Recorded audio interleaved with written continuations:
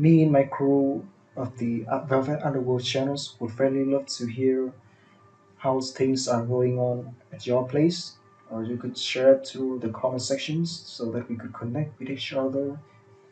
Uh, we would love to build a community of people who love touching stories about mafia bosses.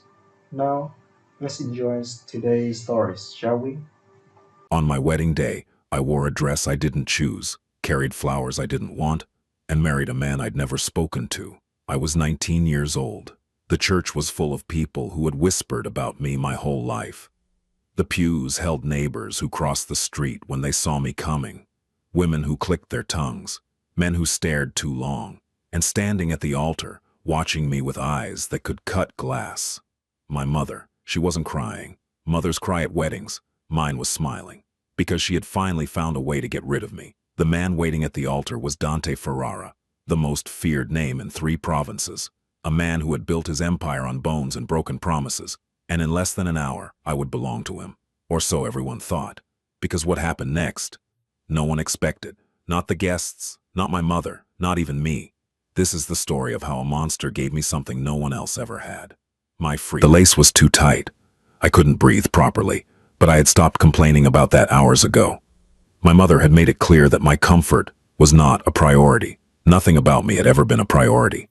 The church of San Michele was 300 years old.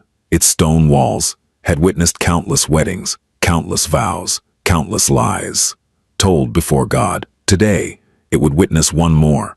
I stood in the small room behind the altar, staring at my reflection in a mirror that was older than my grandmother. The dress was beautiful. I could admit that objectively. White silk that cascaded like water. Delicate embroidery that must have taken someone months to complete. A veil so fine, it looked like morning mist. It was a dress made for a woman who was loved. I was not that woman. Stop fidgeting. My mother's voice cut through the silence like a blade. She stood by the window, her black dress absorbing the light that tried to reach her. She always wore black. Mourning, she said, though my father wasn't dead. Just gone. Mourning the life she should have had. Mourning the youth that had slipped away while she raised a daughter she never wanted. A daughter who looked too much like the man who had abandoned them both. The dress is tight, I said. Then don't breathe so much. I watched her reflection in the mirror. Her eyes were sharp today, which meant she hadn't started drinking yet. That would come later, at the reception, when she could hide it behind champagne flutes and festive toasts. By tonight, she would be the version of herself I had learned to fear, loose-tongued and cruel, her resentments flowing as freely as the alcohol. You should be grateful, she said, not looking at me. Do you know how many girls would kill to be in your position? Marrying a stranger? Marrying Dante Ferrara? She finally turned, and I saw something in her eyes that might have been envy. Do you have any idea what he's worth? What this marriage means for us? For us. As if there had ever been an us. As if she hadn't spent my entire life reminding me that I was a burden, a reminder, a mistake with my father's eyes and my father's stubborn silence. I don't even know him, I said quietly. You don't need to know him. You need to obey him. She crossed the room in 3 sharp steps and grabbed my chin, forcing me to meet her gaze. Listen to me carefully. This is your one chance. Your only chance. Men like Dante Ferrara don't marry girls like you. Poor. Nobody. Nothing. He chose you, God knows why. And you will not embarrass me. You will smile. You will say your vows. You will be a good wife. And if you're smart, if you're smarter than you've ever been in your miserable little life, you will make him happy. Because if this falls apart, if you ruin this for me... She didn't finish the sentence. She didn't need to. The bruise on my ribs from last week had finally faded. I didn't want a new one. I understand, I whispered. Good. She released me and stepped back, smoothing her dress with practiced hands. Now, fix your face. You look like you're going to a funeral. Maybe I am, I thought, but didn't say. The door opened, and one of the church women peeked in. It's time. My mother smiled, the public smile, the one that made people think she was charming and long-suffering, a poor widow raising her difficult daughter alone. We're ready. She wasn't a widow. My father was alive somewhere, probably with a new family, probably not thinking about us at all, but widow sounded better than abandoned. And my mother had always been careful about appearances. The walk down the aisle was the longest of my life. The church was full. I recognized most of the faces: the baker who always charged us extra, the pharmacist who looked at me with pity when I bought concealer in bulk, the old women who whispered behind their hands whenever I passed. They had come not for celebration, but for spectacle. To see the strange girl who had somehow caught the attention of the most dangerous man in the region. And there he was. Dante Ferrara stood at the altar, like he was carved from the same stone as the church. Tall, dark, still in a way that felt unnatural. He was older than me, late 30s I'd been told, with the kind of face that might have been handsome if it ever showed emotion. A scar crossed his left eyebrow, thin and white, the only imperfection in an otherwise perfect mask. Our eyes met. I waited for something, fear, maybe, or the predatory assessment I'd expected. Instead, I found nothing. His gaze was neutral, observing, like I was a problem to be solved rather than a prize to be claimed. Somehow that was worse. The ceremony passed in a blur. The priest's words washed over me without meaning. I heard myself say, "I do," as if from a great distance. Dante's voice was low and controlled when he said the same, revealing nothing. When the priest pronounced us husband and wife, I braced myself. This was the moment. The kiss, the claiming. I had heard stories about men like him, about what they did to their wives, how they established dominance from the very first moment. I had prepared myself for roughness, for possession, for the public demonstration of power that everyone expected. Dante turned to me. His hand rose. I forced myself not to flinch. His fingers brushed my chin, barely a touch, feather light. He tilted my face up gently and looked into my eyes for a long moment.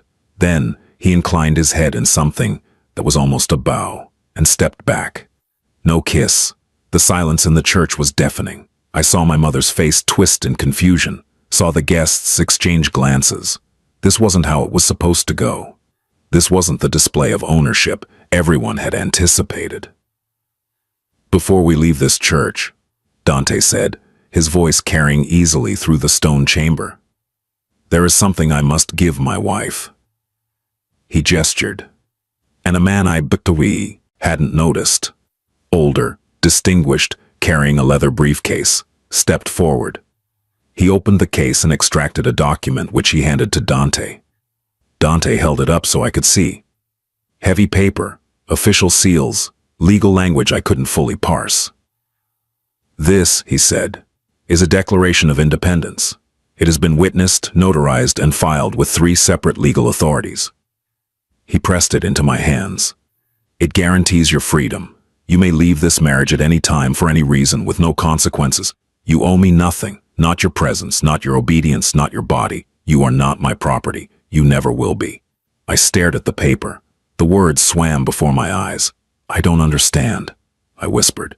"You will." He turned to the congregation. "Let everyone here witness. My wife is free. She has been free since the moment she said, 'I do.'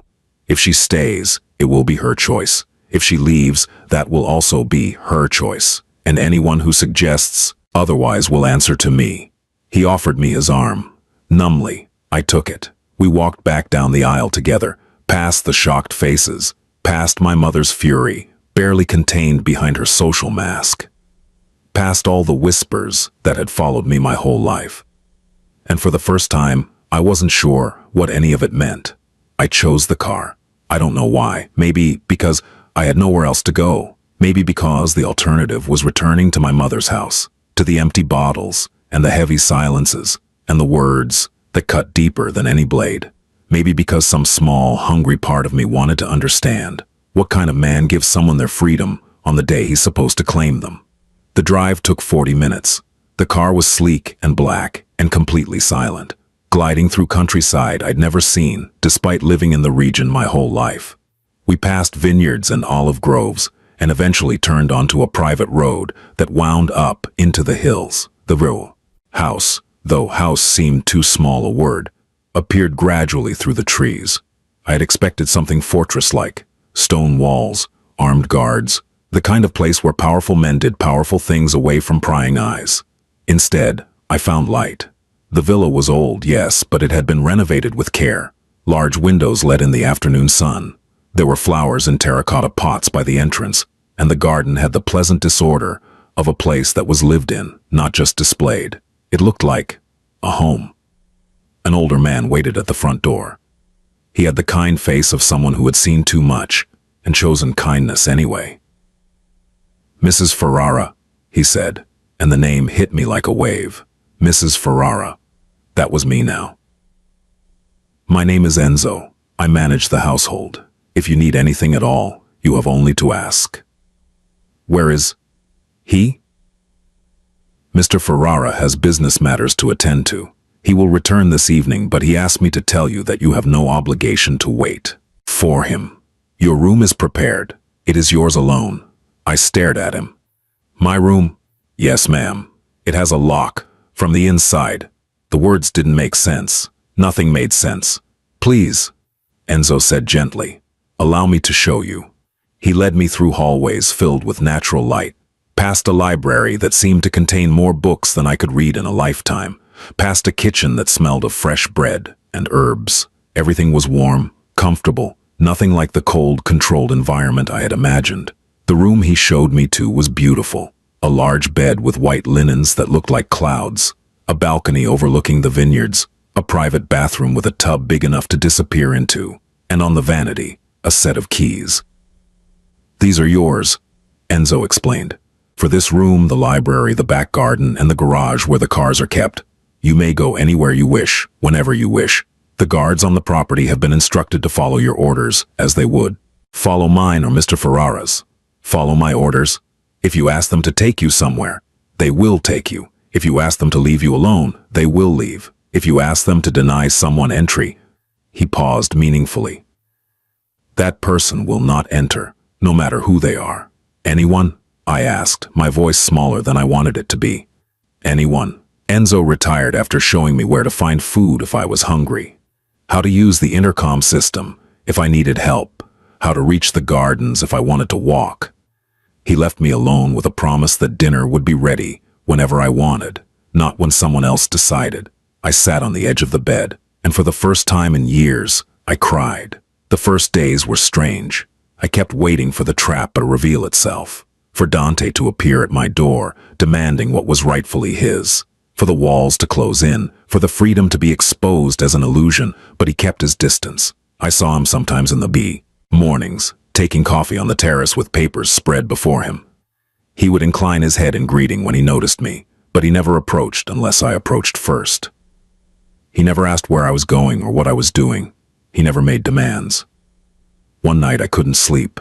I wandered down to the library and found him there, reading by the fire. "I can't sleep," I said, as if I needed to justify my presence. "Neither can I." He stood. "Do you want me to leave?" "No." It was the first time I asked him to stay. We read in silence for hours. He didn't try to make conversation. He didn't try to move closer. He simply existed in the same space as me, a presence that demanded nothing. When I finally went to bed, he stayed in the library. His room, I discovered later, was on the opposite end of the house. The food appeared without my asking, but it was always something I liked. I realized that Enzo had been observing what I ate with enthusiasm and adjusting the menus. Accordingly, no one forced me to eat at specific times. No one commented on how much or how little I consumed. The guards treated me with a respect that was disorienting. They called me ma'am and waited for my instructions rather than giving me theirs. One of them, a man named Marco who looked like he could snap a tree in half with his hands, once asked if I preferred that they patrol farther from the house to give me more privacy. "Why are you asking me?" I wanted to know. "Because you're the one who lives here, ma'am. Mr. Ferrara told us your comfort is the priority." One afternoon, my mother called. Enzo came to inform me. "There's a woman on the line, ma'am. She says she's your mother. Do you wish to speak with her?" The panic hit me like ice water. Can I not answer? Of course. What if she calls back? Then I will ask again if you wish to speak with her. If the answer is always no, then it will always be no.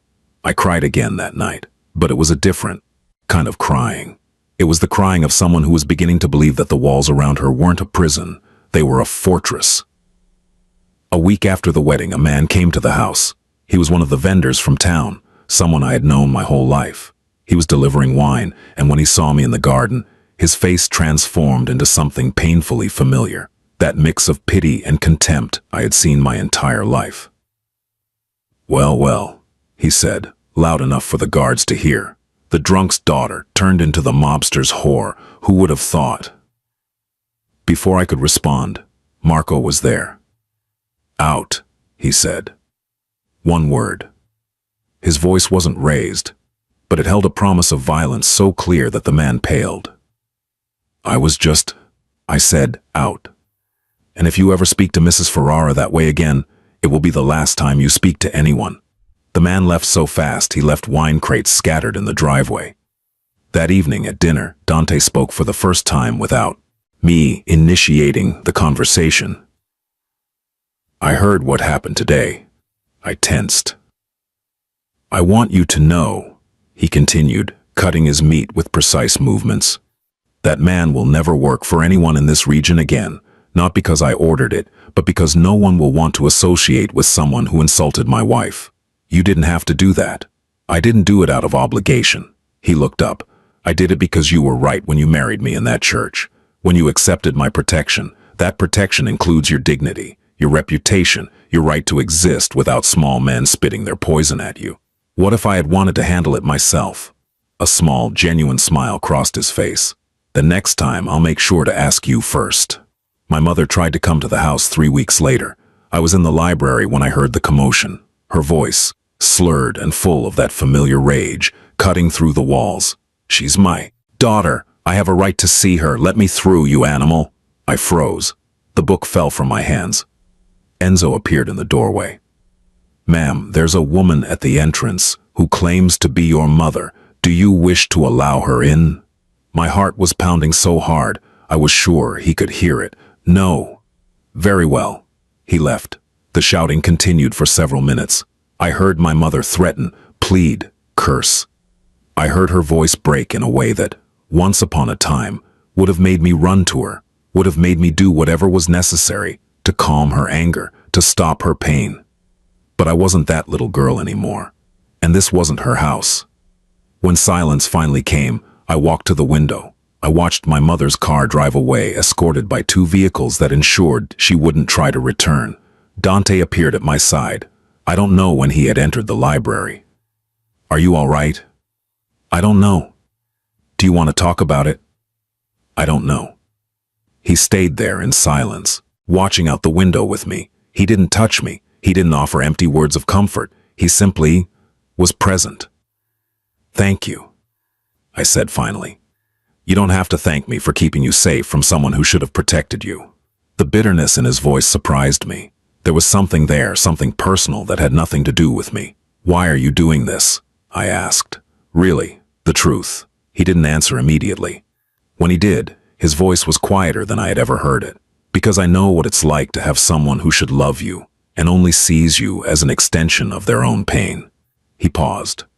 "And because when I had the power to run, I had no one to give me the keys." He left before I could ask more. But that night, for the first time, I began to see the man behind the monster everyone said he was. 2 months passed. 2 months of dinners that gradually filled with conversation. 2 months of nights in the library where he recommended books, and I began to do the same. 2 months of walks through the vineyards where the distance between us slowly began to shrink.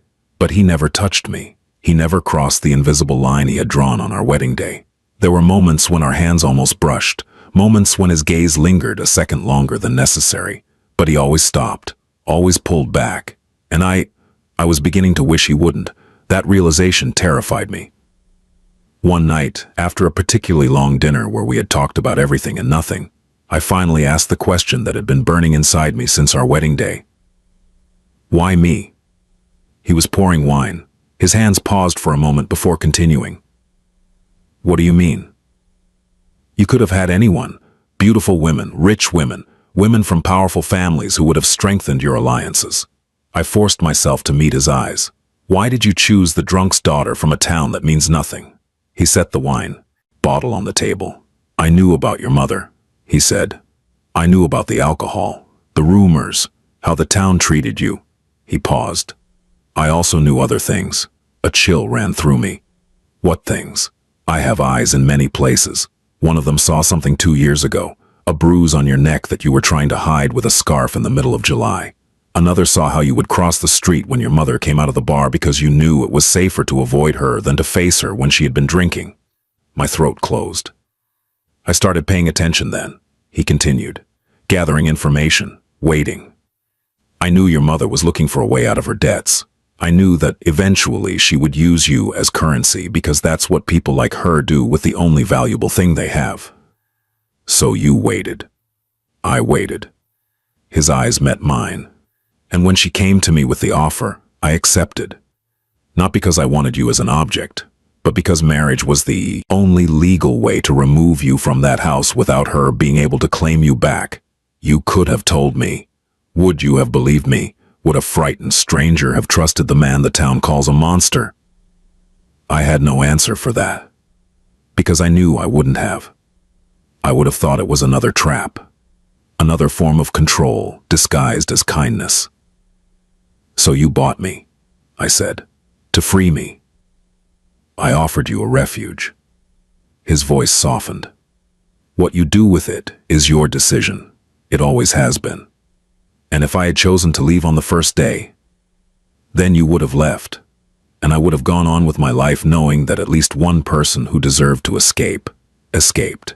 Something in my chest broke. Or maybe it was repaired. I wasn't sure which.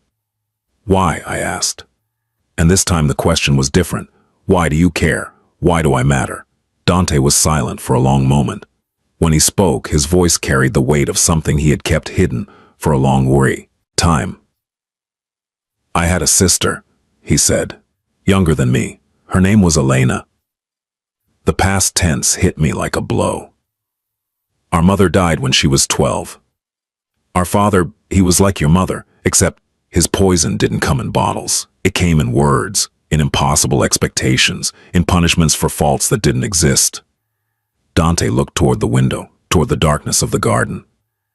I was able to escape. I was 18 when I left. I promised myself I would come back for her when I had enough power to protect her from him. What happened? I was too late. His voice was flat, controlled, the kind of control that hides a pain too great to express. She was 19 when she died, the same age you were when I saw you in that church. 19. Since then, he continued, I have built all of this, the power, the wealth, the influence, and I've always wondered what it was for. If I couldn't use it to save the only person who really mattered to me. I rose from my chair, walked toward him, stopped just one step away. Power only matters if it protects someone weaker, I said, repeating his words from the wedding day. He looked at me. For the first time, I saw vulnerability in his eyes. Not the monster the town feared, not the ruthless businessman, just someone who had lost too much and found a strange, twisted way to try to repair it. I can't bring her back, he said. But when I saw you, when I knew what you were living through, I couldn't just do nothing, not again. I extended my hand. He looked at it as if it were something dangerous. I'm not her, I said. I'm not a ghost you can save to redeem yourself. I know. I'm a person with my own decisions, my own feelings. I know. And if I'm going to stay here, if I'm going to choose to be here, I need it to be for me.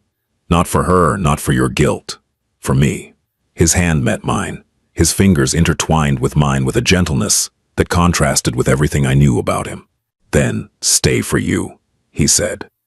And if someday you decide to leave, do that for you too.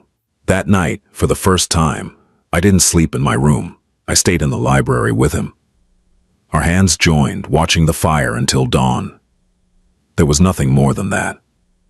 And it was enough. The town had an annual festival. Dante normally didn't attend. The people preferred him to stay away, and he preferred not to remind them of his presence more than necessary.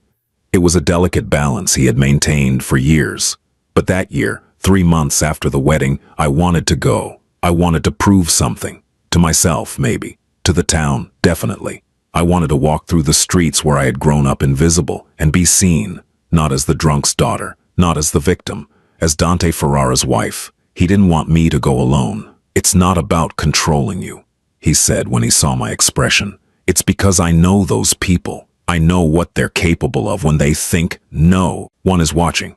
Then come with me. Something crossed his face. Surprise, perhaps, or something more like hope. Are you sure? I've never been more sure of anything. The festival was in full swing when we arrived. Heads turned.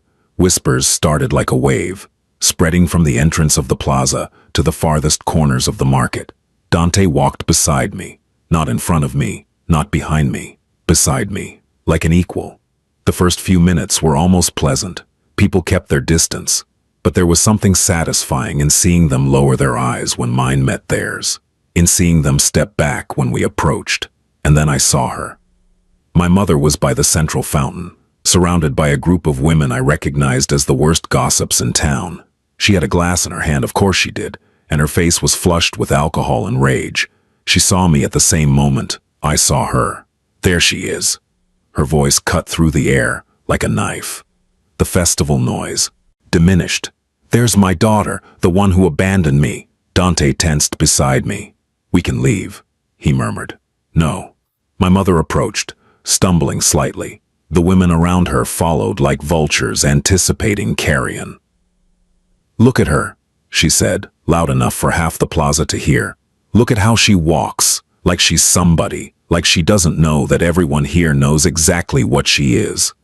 Mother, don't call me that. She spat the words. You lost the right to call me that when you sold yourself, when you spread your legs for that. Careful. Dante's voice was low, but something in it made my mother instinctively step back. Careful what you say next. But my mother was too drunk, too consumed by her own bitterness to heed warnings. Or what? She laughed, an ugly, wet sound. You'll kill me, like you kill everyone who gets in your way. She turned to the crowd that now surrounded us. Look at this girl who sold herself to the devil. Do you think this is a marriage? It's a transaction. I sold her and he bought her. The silence was absolute. I felt the eyes on me, the judgment, the confirmation of everything they had always believed. He bought her, my mother continued, savoring every word. Like you buy cattle, like you buy a thing, and she let herself be bought because she's not worth more than that. Because she's just like her father, useless, coward, ready to run. Enough. Dante's voice wasn't raised. It didn't need to be. The power in it made everyone freeze. He took one step forward, just one. But it was enough to silence my mother. You are right about one thing, he said. There was a transaction. You came to me 4 months ago offering me your daughter in exchange for money to pay your debts. Alcohol debts, gambling debts, years of living beyond your means while neglecting the one person you should have protected. The murmurs began again. I accepted your offer, Dante continued. But not for the reasons you believe. I did not buy your daughter. He turned to the crowd. On our wedding day, in front of witnesses, I gave her a legal document. That document guarantees her complete freedom. She can leave whenever she wants. She owes me nothing. She never has. My mother's face contorted. That's a lie? Dante pulled something from the inside pocket of his jacket. A copy of the document. Here it is, signed by me, notarized. Legal in every sense. Your daughter is not my prisoner. She never was. She is my wife because she chose to be. Because every day she wakes up in my house, she chooses to stay. And every day I wake up, I am grateful for that choice. He unfolded the document and held it high. This woman, he said, pointing at me, was never bought. She was never sold. She was rescued from someone who should have loved her and instead used her as currency. And if anyone here has something to say about that, they can say it directly to me. No one spoke. My mother was trembling, with rage, with humiliation, with something that might have been the belated recognition of what she had lost. You, she began. You, Dante interrupted, will not approach my wife again. You will not speak about her. You will not say her name. And if I hear that you have spread one more word of poison about her in this town or anywhere else, I will make sure that every person who has ever given you credit, who has ever sold you a bottle, who has ever rented you a roof, stops doing so. Am I clear? My mother opened her mouth, closed it. For the first time in my life, I saw her speechless. Dante turned to me, extended his hand. Shall we go? I took his hand. And we walked through the plaza, through the silent crowd, through the town that had watched me grow up and never truly seen me. Until now. That night, Dante didn't come to dinner. I found him in his study, looking out the window at the darkness of the garden. There was a bottle of whiskey on his desk, but the glass beside it was empty. He hadn't been drinking. I should apologize, he said when he sensed my presence. For what? For making decisions for you. For speaking on your behalf in front of all those people without asking if that was what you wanted. I walked toward him, stopped beside the window, close enough that our arms almost touched. You wanted to protect me. Wanting to protect someone doesn't justify taking away their voice. You didn't take away my voice. I looked at him. You gave it back to me. You gave me the chance to see my mother confronted with the truth of what she did. You gave me the chance to see the town finally understand that I'm not what they believed. Even so, Dante. It was the first time I used his first name. Something in him softened at hearing it. I need to tell you something. He waited.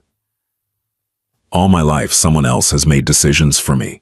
My mother decided if I ate, if I slept, if I deserved affection or punishment. The town decided who I was before I could decide for myself. And when I married you, I expected more of the same. I expected the walls to simply change color, but they would still be walls. And now? I took a breath. Now I know they're not walls. They're shields, protection, and I know I can walk through them whenever I want. I turned my body to face him directly, but I don't want to. The hope in his eyes was almost painful to witness. I need you to be certain, he said, and there was a plea hidden in those words. I need you to understand that if you stay, I want it to be because you truly want to, not out of gratitude, not because you feel you owe me, not because you have nowhere else to go. I have somewhere to go. I smiled. The document guarantees it. Remember, I could leave tomorrow. I could start over anywhere in the world. Then why stay? The question floated between us. And finally I had the answer. Because all my life, no one gave me the right to choose.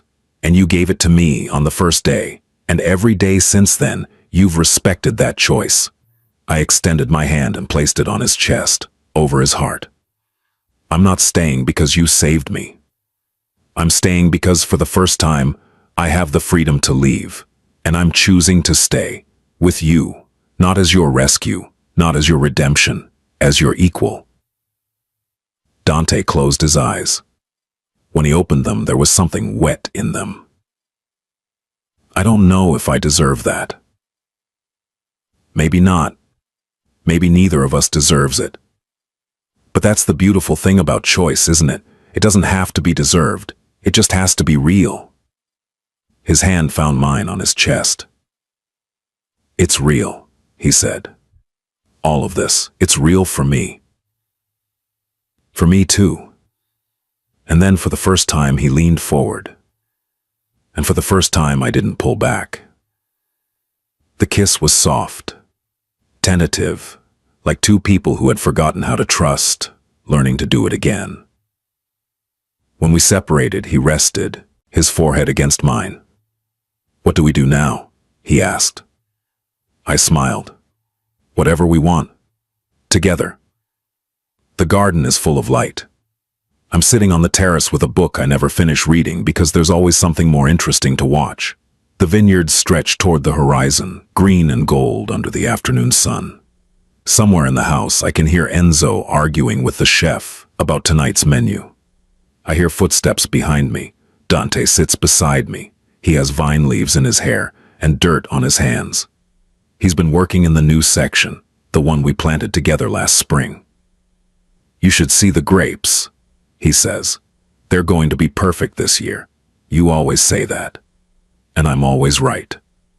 I laugh. It's a sound that still surprises me sometimes. The ease of it, the freedom. My mother left town 6 months ago. I don't know where, and I haven't asked. The last I heard, she was somewhere in the south, starting over. Maybe finding her own demons, maybe not. It's not my responsibility anymore. The town has changed too. Or maybe it's me who has changed, and I simply see things differently. There are people who still whisper, but there are others who smile when they see me. There are young girls who look at me like I'm someone to admire, and although I don't know if I deserve those looks, I try to be worthy of them. Dante takes my hand. His fingers intertwine with mine in that way that has become as familiar as my own breathing.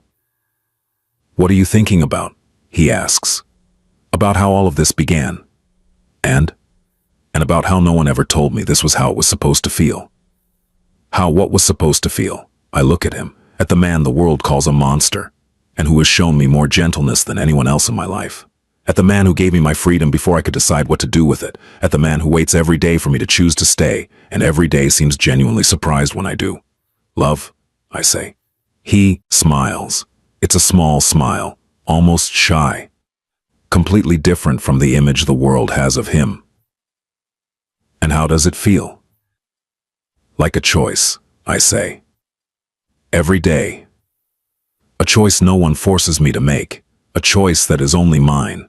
And today," I lean toward him, rest my head on his shoulder, look out at the vineyards, at the sky beginning to turn orange and pink. "Today I choose you," I say. Again, like yesterday, like tomorrow. His arm wraps around me. Silence envelops us. And in that silence, I find something I never thought I would have. Peace.